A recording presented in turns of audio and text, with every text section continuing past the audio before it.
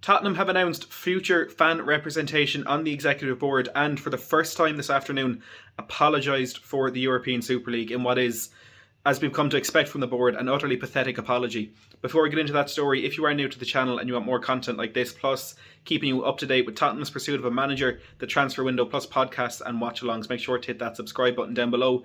And this statement has come from Spurs this afternoon, as in the first half of it, they apologise for their inclusion in the European Super League. But in the build-up to their apology, there's a 3-paragraph excuse, I think is the best way to put it. They say they entered the European Super League in what the idea that was put forward. They thought it was an initial plan.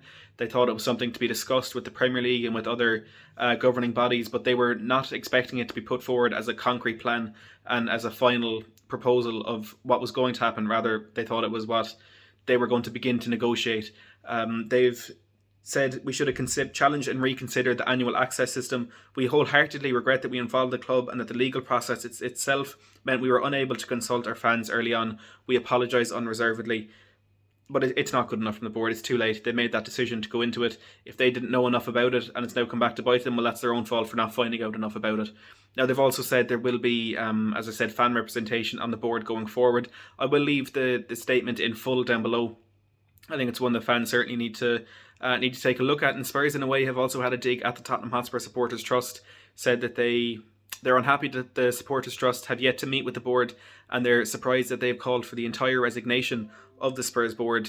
They claim the board is people who have, loved the club and worked tirelessly for it in the last 20 years, but all that work has been undone by this decision that they made recently, in my opinion, and I'm sure a lot of fans would agree.